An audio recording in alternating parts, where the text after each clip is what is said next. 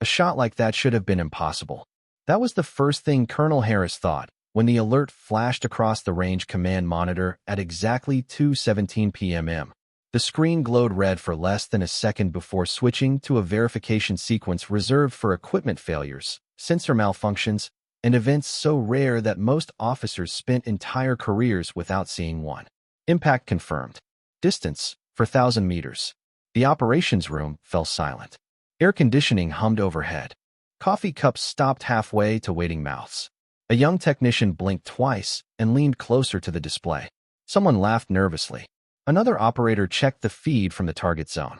The result remained unchanged. A confirmed hit at nearly 2.5 miles. The room suddenly felt smaller. Outside, beyond reinforced glass and sun-bleached concrete, the afternoon heat rolled across the training grounds like invisible waves. Range flags snapped in shifting winds. Dust devils wandered across distant hills. Nothing about the conditions should have allowed a shot like that. Not today. Not from anyone. Colonel Harris folded his arms and stared at the blinking coordinates. There were only two possibilities. Either the system had failed, or someone had just done something that should not have been possible. He reached for the phone. Meanwhile, more than 2 miles away, the source of the alert stood quietly behind a faded firing line marked by cracked white paint. Ethan Walker looked nothing like the kind of man who could trigger alarms at a Marine Corps precision range. At 83 years old, he appeared almost forgettable. His weathered canvas jacket hung loosely from narrow shoulders. His gray hair stirred gently in the dry wind.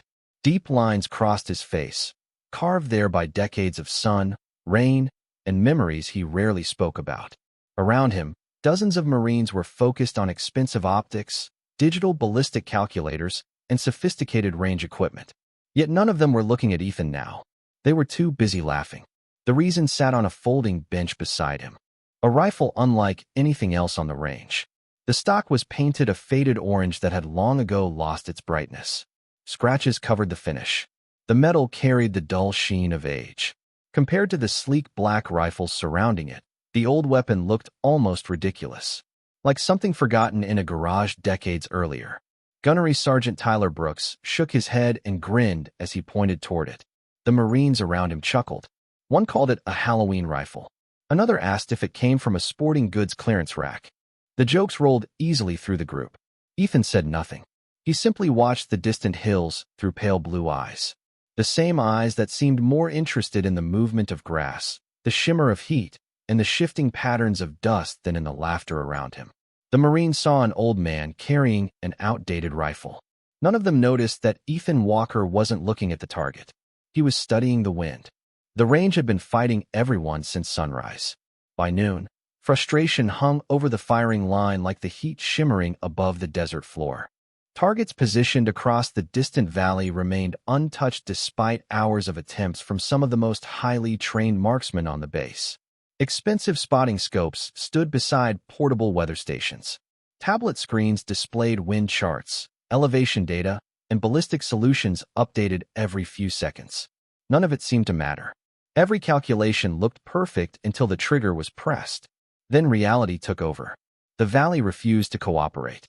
Crosswinds shifted without warning. Thermal currents rose from sun-baked rock formations. Air moving through narrow ravines created invisible channels that bent trajectories in ways software struggled to predict. Gunnery Sergeant Tyler Brooks hated uncertainty. He trusted numbers. He trusted training. Most of all, he trusted systems designed by engineers who had spent decades refining precision. Yet after 6 hours, the target remained untouched. The Marines under his command grew quieter with every failed attempt. Pride slowly turned into irritation. Irritation became embarrassment. Brooks could feel it spreading through the firing line. Every missed shot felt heavier than the one before. He folded his arms and stared through his binoculars toward the distant steel target sitting almost 2.5 miles away. It looked impossibly small against the vast landscape. A silver speck surrounded by rolling hills and pale stone. Beside him, several younger Marines checked their equipment again. One adjusted his optic. Another recalibrated a weather meter. A third studied wind data for the 10th time in an hour. Nobody wanted to admit the truth. They were running out of answers. That was when Brooks glanced back toward Ethan Walker. The old man had not moved much since arriving. He remained seated beside the faded orange rifle, watching the terrain with patient focus. Not the target, not the shooters, the terrain itself. Brooks noticed it now. Ethan's eyes followed drifting dust hundreds of yards away. Then a distant flag. Then a cluster of dry grass swaying along a ridge line. It looked less like observation and more like listening, as though the landscape was speaking and he was the only one who understood the language. Brooks immediately dismissed the thought. He stepped closer and shook his head. "Still studying the weather?" he asked. A few nearby Marines laughed. Ethan slowly looked up. His expression remained calm. "No," he replied. "Studying the ground." The answer drew more chuckles. Brooks smirked. "The ground is not shooting at the target." Ethan glanced toward the valley. "It is helping the wind decide where to go." The Marines exchanged amused looks. To them, the statement sounded like something an old rancher might say while sitting on a porch. Not advice for a precision range. Brooks turned away, convinced once again that the old man belonged somewhere else. But one Marine did not laugh. Lance Corporal Noah Reed stood several yards behind the group, holding a spotting scope. He had been watching Ethan for nearly an hour. Something about the old veteran bothered him. Not because he seemed out of place, because he seemed completely comfortable, as though the impossible challenge frustrating everyone else was something he had seen before. Noah Reed had learned long ago that confidence and competence were not always the same thing. On a military base, the two often looked identical until something went wrong. Then the difference became impossible to ignore. He adjusted his spotting scope and watched Ethan Walker from across the firing line. The old veteran had not touched the rifle once during the last 20 minutes. Everyone else seemed obsessed with equipment. Ethan seemed obsessed with the valley. The afternoon sun hung high above the ridges, turning distant rock faces into shimmering walls of light. Heat waves twisted across the landscape. Tiny currents drifted through gullies and over slopes that appeared perfectly still to the naked eye. Noah followed Ethan's gaze and tried to see what the old man saw. He failed. All he saw was terrain. Ethan appeared to be reading something else entirely. Nearby, frustration continued to spread through the Marine team. Another shooter completed a firing solution. Another expensive system generated another prediction. Another attempt followed. Moments later, another miss. The disappointment was becoming routine. Brooks lowered his binoculars and exhaled sharply. He hated losing battles against variables he could not control. The valley seemed determined to embarrass every expert standing on the range. A young Marine kicked at the dust beside his position. Another removed his headset and rubbed tired eyes. Their confidence was slowly evaporating under the relentless sun. Then Brooks noticed Ethan standing. The movement immediately drew attention. Several Marines glanced toward him. The old veteran lifted the orange rifle from the bench with surprising ease. The weapon looked even older in his hands. Scratches covered the stock. Faded paint peeled away around worn edges. A deep mark near the receiver suggested decades of use. To the younger Marines, it looked less like a precision instrument and more like a forgotten relic. Brooks smirked. "You planning to show us how it is done?" he asked. A few Marines laughed. Ethan examined the horizon before answering. "No," he said quietly. "Just checking something." That response only encouraged more amusement. One Marine asked if the rifle belonged in a museum. Another wondered aloud whether it could even reach half the required distance. The jokes came easily. Ethan ignored every one of them. His attention remained fixed on the valley. Then his hand moved slowly across the stock. His fingers stopped near the old scar in the orange paint. For the first time all afternoon, a subtle change crossed his face. It lasted less than a second. Most people would have missed it. Noah did not. The old veteran looked at that mark the way people look at photographs from another lifetime. Not with sadness. Not with pride. With recognition. As though the worn rifle carried memories no one else could see. The wind shifted again. Range flags fluttered. Dust rolled across a distant ridge. Ethan's thumb rested on the faded scar. Somewhere behind those calm blue eyes, an old memory had begun to wake up. And for reasons Noah could not explain, the sight sent a chill through him despite the blazing desert heat. The scar in the paint was no larger than a thumbprint, yet it seemed to hold the weight of another lifetime. Ethan's fingers rested there for a moment as the noise of the range slowly faded from his awareness. The laughter, the conversations, the crackle of radios drifting across the firing line all seemed distant now. His eyes remained fixed on the worn mark. Wind brushed across the valley. Heat shimmered above the rocks. Somewhere far beyond the ridges, a hawk drifted through the bright afternoon sky. Then the years quietly disappeared. The desert became mountains. Dry air became cold mist. Ethan was no longer an old man standing under a blazing sun. He was 23 years old again, crouched on a lonely ridgeline wrapped in fog. The rifle in his hands was the same one resting before him now. Back then the orange paint had not been faded. It had been bright, fresh, impossible to miss. The color had never been intended for style. It served a purpose. In remote mountain terrain, where visibility changed by the minute, equipment could disappear into gray stone and endless shadows. The orange stock allowed teammates to identify the rifle instantly during difficult conditions. A simple solution created by practical men facing practical problems. Ethan remembered brushing fresh paint onto the stock with a worn hardware store brush. He remembered the jokes. He remembered being told it looked ridiculous. The memory brought the faintest smile to his weathered face. Some things never changed.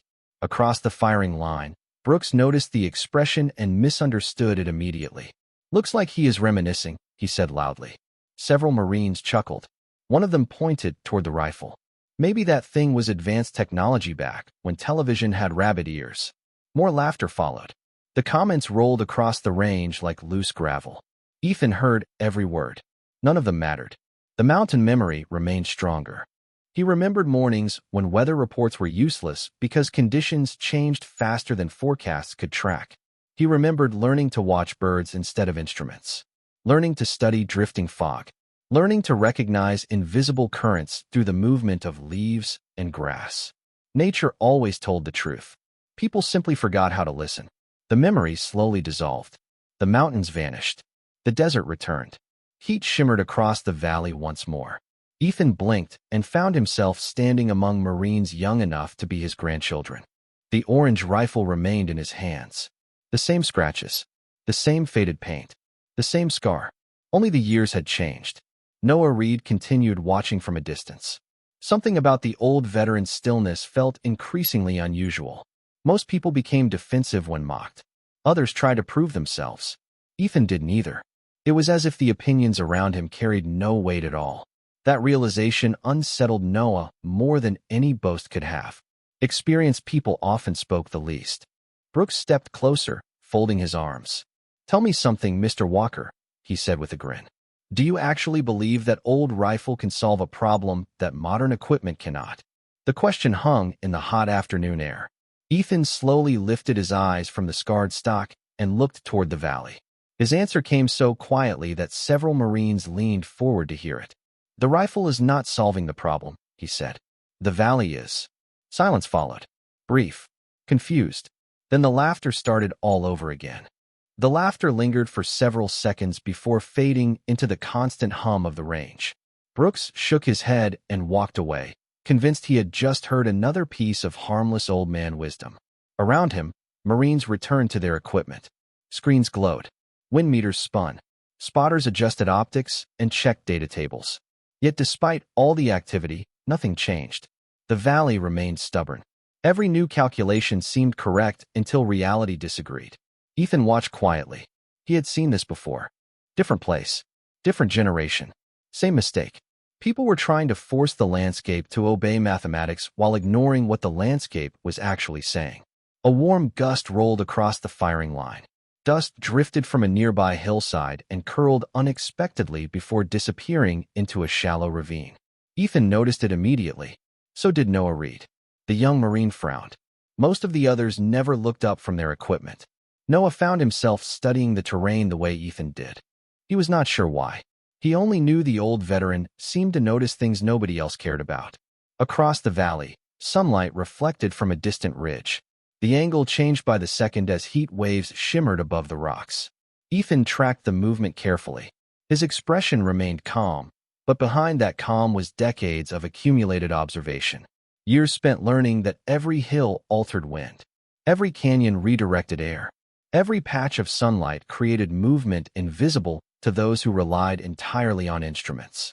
Noah stepped closer, not enough to interrupt, just enough to observe. He noticed Ethan's eyes moving constantly.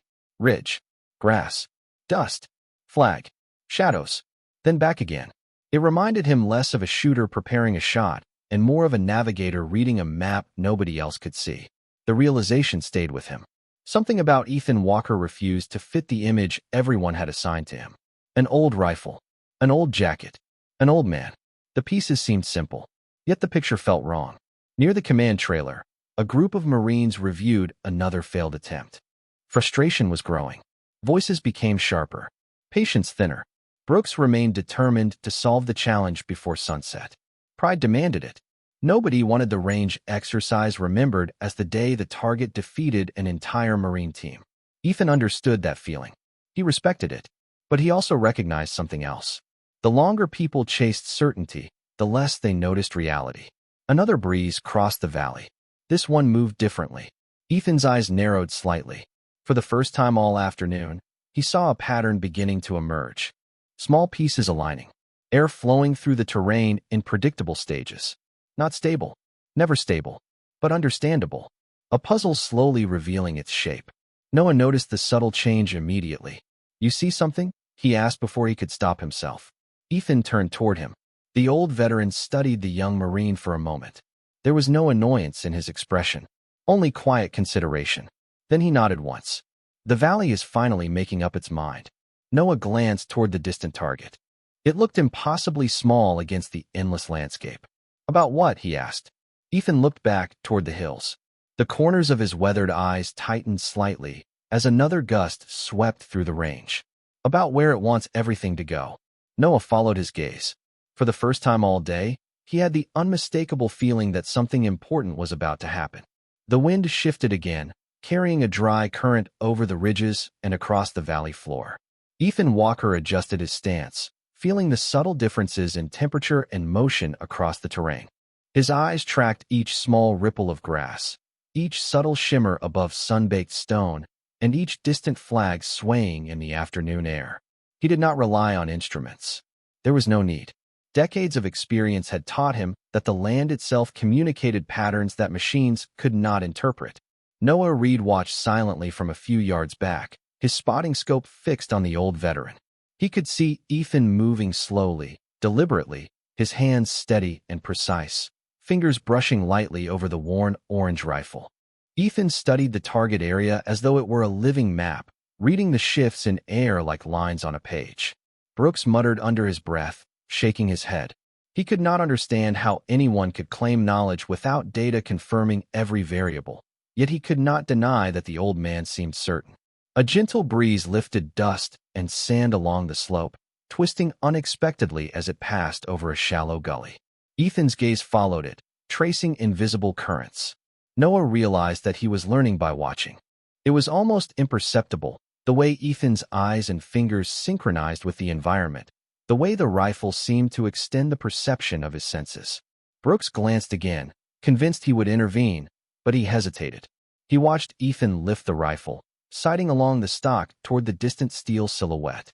No calculations, no adjustments, only observation. The muscles in Ethan's arms were taut but controlled, movements fluid and calm. The orange rifle, faded and scratched, looked perfectly balanced despite its age. Every Marine holding modern gear seemed to falter in comparison. Ethan inhaled slowly, exhaling in rhythm with the light movements of wind and dust. Noah saw the tiniest twitch of his thumb against the stock, a signal of readiness that went unnoticed by the rest of the line. Ethan's focus was absolute. The valley, the ridge, the shifting currents of air, the sun, the distant target. All of it was considered, cataloged, and understood in a way that no digital solution could replicate. The hum of radios and the shuffle of boots faded from perception. Everything external receded into the background. Only the rifle, the valley, and Ethan's acute awareness remained. Brooks and the younger Marines exchanged uneasy glances, sensing a change they could not explain. The subtle energy along the firing line shifted. Expectation replaced humor. The impossible felt closer than it had all morning. Noah, breathing quietly, felt a pulse of anticipation ripple through him as the old veteran's eyes narrowed, scanning the last visible contour before the target. For the first time, the young Marine felt that the outcome might not depend on equipment or experience alone, but on the quiet mastery of someone who had seen it all before and understood the language of the land itself. Noah Reed could not explain the feeling growing in the pit of his stomach. It was not excitement. It was not fear. It was recognition without understanding. He had heard stories during his time on the base. Old stories. The kind that surfaced late at night, when senior Marines gathered around coffee and spoke about people whose names no longer appeared in official briefings. Most of those stories sounded exaggerated. Legends always did. Yet as he watched Ethan Walker standing motionless against the backdrop of heat and stone, one particular memory surfaced. Years earlier, a retired master sergeant had mentioned a shooter known only by a nickname. Not a rank, not a call sign, a nickname. The Orange Ghost. Noah remembered laughing at the time. The story sounded impossible. A man who could read terrain better than computers. A man whose observations were reportedly used to validate entire training programs. A man who disappeared from public records decades ago. The memory struck him with surprising force. His eyes drifted toward the faded rifle, toward the orange stock, toward the scar in the paint. Suddenly the coincidence felt too large to ignore. Around him, the range continued operating normally. Radios crackled.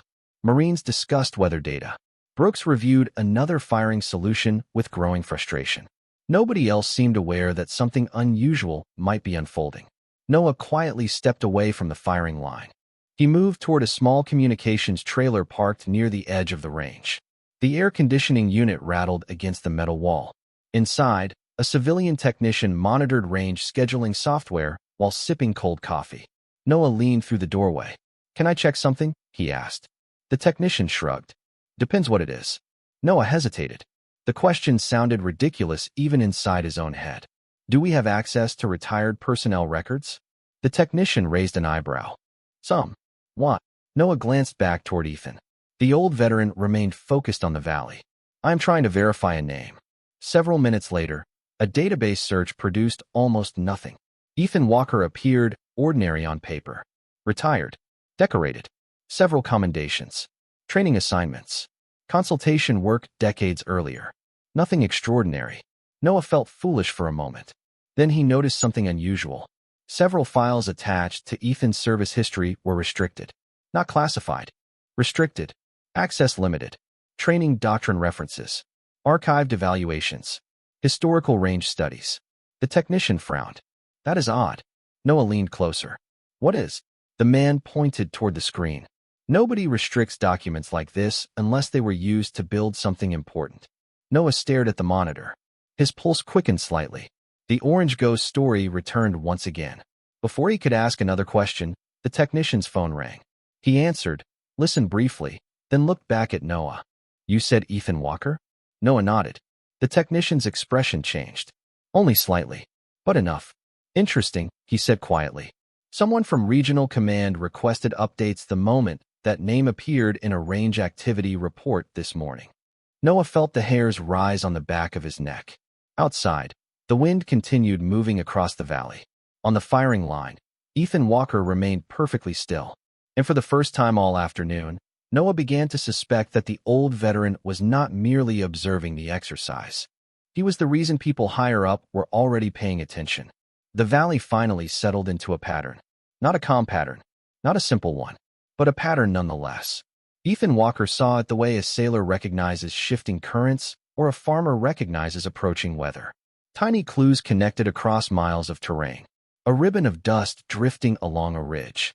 Heat shimmering differently over exposed rock. A distant flag hesitating before changing direction. The landscape had spent the entire afternoon arguing with itself. Now it was speaking with one voice. Ethan slowly lowered himself behind the rifle. The movement immediately drew attention. Conversations faded. Radios grew quieter. Even Brooks stopped talking. Nobody expected much. Most assumed the old veteran was simply proving a point. Yet something about his calm confidence made the firing line feel different. Noah Reed stepped closer, unable to look away. The orange rifle rested against Ethan's shoulder. Its scratched stock glowed softly beneath the afternoon sun. The old veteran's eyes remained fixed on the distant target. He was not looking through the valley. He was looking into it, reading every invisible movement between himself and the steel silhouette positioned nearly 2.5 miles away. Seconds passed. Wind brushed across the range. Ethan did not move. Another gust arrived from a different direction. Still he remained motionless. Then, almost imperceptibly, he adjusted his position. Not inches, barely fractions. Tiny corrections that most observers would never notice. Brooks frowned. For the first time all day, uncertainty crept into his expression. The silence deepened. Ethan exhaled slowly. The valley seemed to pause with him. Then the shot broke. The sound rolled across the range and disappeared into open country. Every eye followed the impossible journey toward the distant target. 1 second, 2 seconds, 3. The projectile itself could not be seen. Only imagination filled the space between shooter and destination. For seconds, 5. Noah felt his pulse hammering inside his chest. 6 seconds, 7. Brooks lowered his binoculars, convinced the attempt would vanish into the long list of failures. Then the impossible happened. A sharp electronic tone echoed from the monitoring station. Heads snapped toward the target screens. Another tone followed. Then another. Confirmation signals illuminated across multiple systems simultaneously. The impact sensor had activated. A technician inside the command trailer froze. He checked the readings once, then twice, then a third time. Every verification returned the same result. The target had registered a direct strike. For several seconds, nobody spoke. The range seemed suspended in disbelief. Brooks stared at the display. Noah stared at Ethan. The old veteran simply sat back and looked toward the valley as if nothing unusual had happened. Inside the command center, alarms reserved for extraordinary events automatically activated. Data packets moved through military networks. Performance logs uploaded themselves to regional oversight systems. Several hundred miles away, a senior officer reviewing routine reports suddenly paused when an alert appeared on his screen. He read the distance. Read it again. Then he looked at the name attached to the range activity report. Ethan Walker. The officer immediately reached for a secure phone. Back on the range, the silence remained unbroken. Nobody was laughing anymore. The helicopter rotor noise approached in the distance before the first shadow appeared atop the ridge. General Robert Kane stepped onto the edge of the range, his polished boots crunching over gravel, eyes scanning the firing line with quiet authority. He paused when he saw the orange rifle resting against Ethan Walker, who remained seated, calm, composed, as though the afternoon had been ordinary. Marines instinctively straightened, standing at attention, unsure whether protocol demanded respect for rank or recognition for skill. Brooks swallowed hard. The grin that had mocked earlier now seemed inappropriate, shrinking under the weight of silence. Noah Reed watched, breath caught in his chest. The general's gaze swept over the line of young Marines, lingering briefly on Brooks, then moved to Ethan. Recognition passed silently between them. No words were exchanged. The old veteran did not rise. He did not offer explanation. He did not celebrate. Only the general's hand lifted slowly in a crisp, deliberate salute. The gesture echoed across the valley, commanding attention, commanding stillness. Every Marine followed suit, from the youngest recruit to the most experienced sniper. The heat of the afternoon seemed suspended, leaving only the rhythm of wind brushing the range flags and the distant hum of the monitoring station. Ethan's eyes remained on the horizon, observing the land that had guided him, the currents of air that had always whispered secrets he alone could read. Brooks finally understood. The orange rifle, the faded stock, the worn barrel, none of it mattered. The lesson was larger than the equipment. Experience, intuition, patience, and respect for the unseen forces had been on display. Noah felt a deep stillness settle over him, a combination of awe and comprehension. The valley, the rifle, the old veteran, and now the general. Everything aligned in a single, unspoken acknowledgement. Ethan lowered the rifle gently, placing it back on the bench. The old scratches and faded paint seemed to shine briefly in the sun, as if confirming the legacy that had silently guided the exercise. No applause, no chatter, only the subtle shift of wind and the collective awareness that the ordinary had revealed the extraordinary. Brooks exhaled, realizing his place had changed without a single word being spoken. The general took a final step back, eyes lingering on Ethan one last time, then nodded, as if to say that some knowledge and mastery required no proclamation. Ethan remained seated, hands resting lightly on the worn stock.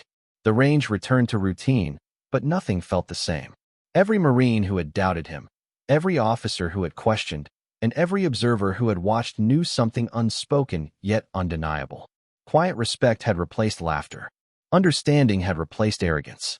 And in that silence, the full measure of Ethan Walker's skill, his patience, and his decades of experience settled over the firing line like a weightless shadow, leaving the air thick with recognition that some legacies do not need explanation. They only need presence to speak.